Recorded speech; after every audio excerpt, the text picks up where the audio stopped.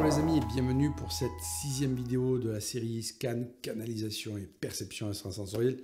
Je vais vous parler aujourd'hui de la glande pinéale. On a vu dans la vidéo précédente que nos canaux de perception arrivaient à quelques centimètres de notre glande pinéale. Et en fait, ces canaux de perception vont transmettre un flux énergétique qui va aller éveiller, secouer notre glande pinéale. Secouer au niveau énergétique, bien entendu.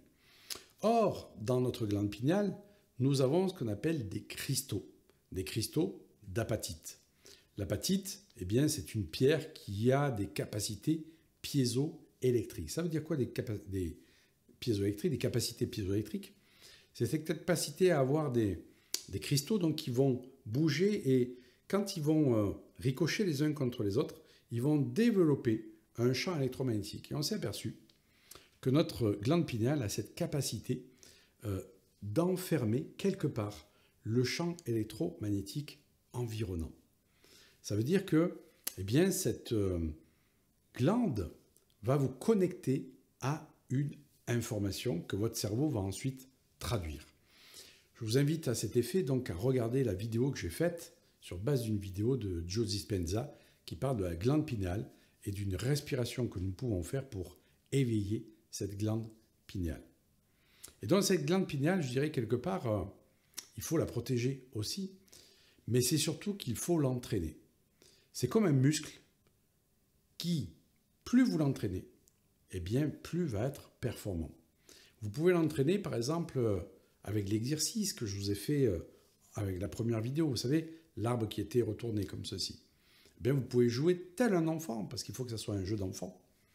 Vous pouvez vous entraîner avec vos enfants, avec des amis, et quand on fait certains jeux de société le soir entre amis, où par exemple on doit deviner un mot ici, ou je ne sais plus comment il s'appelle ce jeu-là, où on doit deviner certains objets, eh bien vous faites ceci. Et là je vais vous livrer un exercice qui est très très bien pour la glande pinéale, qui est le fait d'être à deux pour faire ceci. Moi je faisais beaucoup ça avec mon fils, c'est-à-dire que je le faisais rentrer dans la pièce, avec la table il y avait 10 objets. 10 objets. Et je lui disais, voilà, tu regardes un objet, tous les objets. Et ensuite, tu te tournes, je vais enlever un objet et tu vas constater quel objet a disparu. Alors vous allez me dire, oui, mais ça fait travailler que la mémoire, ça. Bien entendu que ça fait travailler la mémoire, mais ça fait travailler aussi votre capacité de concentration. Parce que la glande pinéale travaille aussi avec une fonction cérébrale qui s'appelle la focalisation ou la capacité à se concentrer. Vous ne pouvez pas faire travailler votre glande pinéale comme vous le voulez si vous n'êtes pas capable de vous concentrer.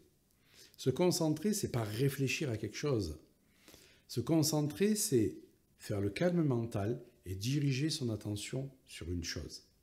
Et donc, c'est un exercice de base, bien entendu. Il y a plein d'autres exercices pour développer son intuition. Vous en trouverez plein sur YouTube. Mais là n'est pas le but de développer votre intuition, puisque l'intuition, c'est quelque part une des facultés que l'on a, mais on n'a pas que celle-ci, la capacité à éveiller la glande pinéale.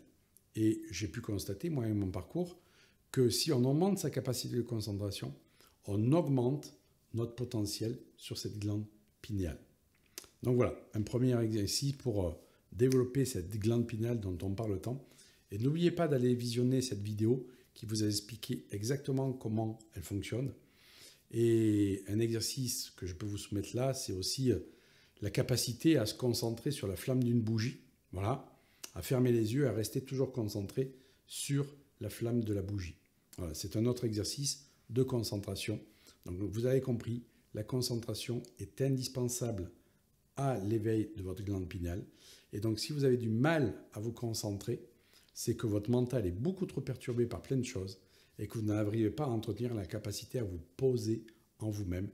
Et activer ces perceptions extrasensorielles, ça commence par ceci. Savoir se poser, respirer, faire le calme mental. Moi, je vous retrouve entre-temps pour une prochaine vidéo. Ciao, ciao.